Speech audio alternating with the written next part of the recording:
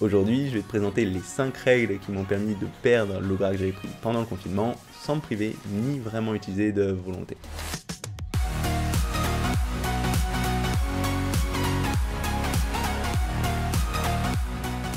Salut, c'est Nico et aujourd'hui je voulais te parler de ma petite transformation de ces dernières semaines parce qu'il se trouve que j'ai perdu pas mal de gras ces 2-3 dernières semaines.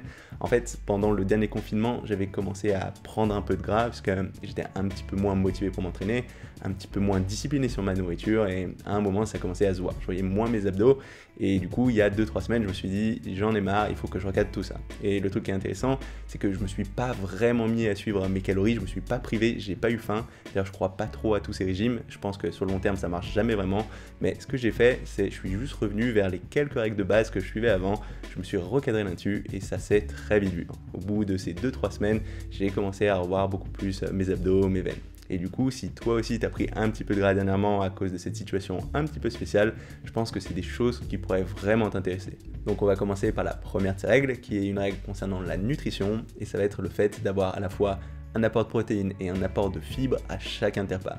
Parce que ce soit ces protéines ou ces fibres, elles n'ont pas trop tendance à être stockées par ton corps, mais elles vont avoir un fort effet de satiété. Ça veut dire que quand tu vas manger ces protéines et ces fibres, derrière tu vas avoir beaucoup moins faim et tu auras moins tendance à consommer des calories et ça va naturellement avoir tendance à te faire perdre du gras, à te faire sécher. Et en fait, ce qui est intéressant avec ces fibres, c'est qu'elles vont t'apporter peu de calories, mais elles vont venir ralentir l'ensemble de la digestion de ton repas. Et cette digestion plus lente va faire que ton corps aura moins tendance à produire de l'insuline et du coup moins tendance à stocker ce que tu manges. Ça veut dire que sur un même repas, le fait de rajouter des fibres en plus, ça fait que tu auras plus tendance à te servir de l'énergie de ce repas et que tu auras moins tendance à le stocker.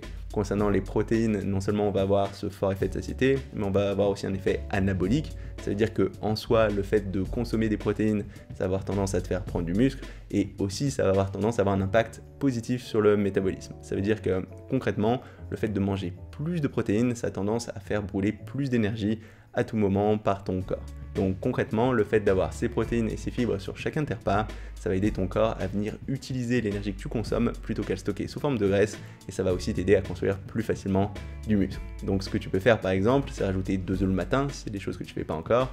Si le midi, tu as tendance à avoir juste par exemple du poulet et du riz, n'hésite pas à rajouter une source de fibres, par exemple de la salade ou des haricots verts.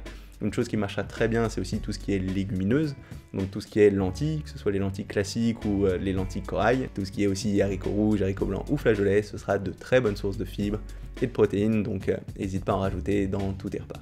Donc ici le but c'est pas de manger moins, mais de rajouter les bonnes choses pour que ton corps il se serve mieux de ce que tu consommes déjà.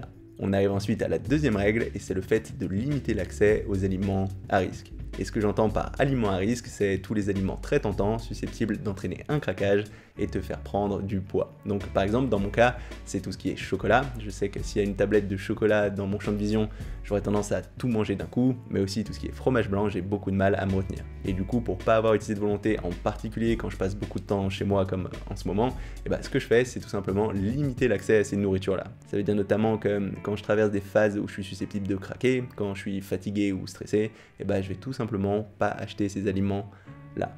Après, des fois, ce que je vais m'autoriser à faire, c'est les acheter, mais sous des petits formats. C'est-à-dire qu'au lieu d'acheter une grande tablette de chocolat, je vais acheter une petite tablette de chocolat. Et même si ça coûte plus cher, au moins je peux pas trop en manger d'un coup et ça va me forcer à me retenir un petit peu. Aussi, pour tout ce qui est fromage blanc, au lieu d'acheter des gros pots, je vais acheter des petits pots individuels. Donc même si je sais que c'est pas l'idéal d'un point de vue emballage, ça va me permettre de plus facilement me retenir en ayant des portions délimitées et j'aurai moins tendance à trop en manger d'un coup. Ensuite, le deuxième grand aspect de cette règle, c'est qu'une fois que je vais rentrer chez moi, ces aliments à risque, je vais venir les ranger à un endroit qui n'est pas facilement accessible. Ça veut dire que je vais surtout pas les laisser dans mon champ de vision, je vais pas les mettre dans des bocaux ou les laisser sur une table, je vais venir les mettre à un endroit, si possible, pas directement visible, pas directement accessible. Donc par exemple, ça peut être le fond d'un placard en hauteur, où là l'idée c'est de rajouter un maximum de friction pour que je sois moins tenté d'aller chercher ces choses-là dès que je commence à être un petit peu stressé. Parce que ce qu'on veut surtout pas avoir, c'est avoir faim, venir ouvrir un tiroir et trouver directement ces aliments qu'on a tendance à manger en trop grande quantité. Donc le but ici, c'est de réduire au maximum le risque de craquage sans utiliser de volonté. Du coup, on va agencer notre environnement de sorte à ce que ce soit moins tentant d'aller vers ces aliments qui auront tendance à te faire prendre du poids. Ensuite, la troisième règle que j'ai suivie, c'est le fait d'anticiper les craquages. Ce que j'entends par là, ça va être le fait d'avoir en place des solutions pour les moments où tu vas avoir très faim et où tu te sens pas du tout d'attendre. D'avoir quelque chose de sain que tu pourras manger et qui te permettra d'attendre jusqu'à ton prochain repas. Parce que quand tu as faim, il faudra que tu manges. Tu pourras jamais lutter contre la faim sur le long terme. Ça marchera peut-être quelques semaines, quelques mois, mais au bout d'un moment, tu vas finir par craquer. Donc moi, ce que je préfère faire, c'est avoir un certain nombre d'aliments que je pourrais manger pour ces moments-là. Donc ça va dépendre d'une personne à l'autre, mais ça peut être par exemple des sodas sans sucre, même si c'est peut-être pas la chose la plus optimale, ce sera beaucoup mieux que ce qu'on ferait de chocolat comme j'ai tendance à le faire, ou encore ça peut être une pomme, avoir un panier de pommes près de ton frigo, ou même ça peut être des sardines si t'es comme moi et que t'as pas peur de manger des sardines à n'importe quelle heure de la journée, ça peut être aussi des œufs durs que t'as préparés en début de semaine. Ce qui est important, c'est que tu saches ce que tu vas manger dans ces moments où tu vas avoir faim, et que ce soit quelque chose de suffisamment satisfaisant pour le tenir sur le long terme. Donc anticipe ça en avance, trouve ce qui fonctionne pour toi et tu verras, ça fera une grosse différence. Ensuite, la quatrième règle que j'ai suivie, ça a été le fait de mesurer ce que je mange. Alors, j'entends pas par là peser toutes les quantités de tout ce que je mange, mais juste d'avoir un moyen, même un moyen assez arbitraire, de savoir à peu près les quantités que je mange sur chacun de mes repas. Donc par exemple, pour le riz, j'aime bien compter en poignées la quantité que je vais prendre.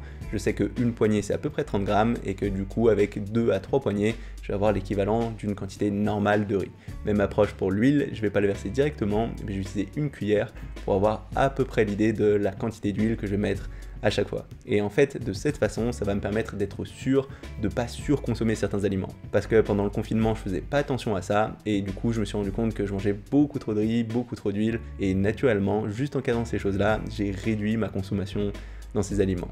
Donc quel que soit l'aliment que tu manges, c'est intéressant d'avoir une façon de mesurer à peu près la quantité que tu consommes pour être sûr de ne pas être dans des extrêmes comme ça a été mon cas. On arrive enfin à la cinquième et dernière grande règle qui m'a permis de sécher sans me priver, et c'était le fait de réentraîner mes jambes régulièrement. Parce que en fait ces jambes c'est des gros groupes musculaires et du coup tu vas brûler beaucoup de calories quand tu vas les entraîner non seulement pendant tes séances mais ensuite aussi en dehors de tes séances. Parce que le fait d'avoir régulièrement ces séances jambes avec une forte intensité, ça va avoir un gros impact hormonal et ça va venir augmenter ton métabolisme. Ça veut dire que tu vas plus brûler à tout moment, même en dehors de tes séances. Et dans mon cas, ça fait une énorme différence parce que pendant la phase de confinement, j'ai eu tendance à être un petit peu moins régulier sur ces jambes. Je faisais peut-être une séance et demie chaque semaine. Et quand je me suis mis à réentraîner ces jambes tous les 2 jours de façon régulière, j'ai vu une très grosse différence sur ma perte de gras. Ça a été quelque chose de très sensible. Donc si aujourd'hui tu as du mal à perdre du gras et que tu entraînes pas trop ces jambes, je te conseille vraiment de passer à 2 voire 3 séances chaque semaine avec pas mal d'intensité sur ces jambes.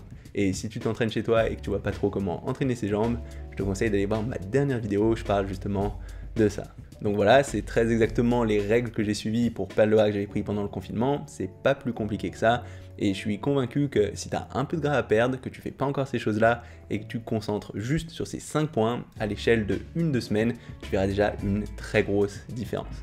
Et pour t'aider à mettre tout ça en place, je t'ai préparé un petit PDF avec un résumé de chacune de ces règles sous la forme d'une checklist, mais aussi avec un tableau des aliments, que ce soit les différentes sources de glucides, protéines ou lipides, classés en fonction de si c'est des choses à éviter ou des choses à favoriser. Donc comme d'habitude, ce PDF il est accessible pour les personnes abonnées à ma newsletter. Donc si ça t'intéresse et que tu as envie de recevoir mes mails, n'hésite pas à t'abonner maintenant en cliquant sur la petite icône qui va s'afficher ou sur le lien dans la description sous cette vidéo. Aussi, si cette vidéo t'a plu, n'hésite pas à mettre un petit pouce bleu ou un petit commentaire. En particulier si tu as des ressources ou des expériences en lien avec ce thème, je pense que ça peut intéresser tout le monde. Et si t'es pas encore abonné à ma chaîne YouTube, n'hésite pas à le faire maintenant et à cliquer sur la petite cloche pour recevoir des notifications quand je sortirai mes prochaines vidéos. C'est tout pour aujourd'hui et on se retrouve très rapidement. Salut!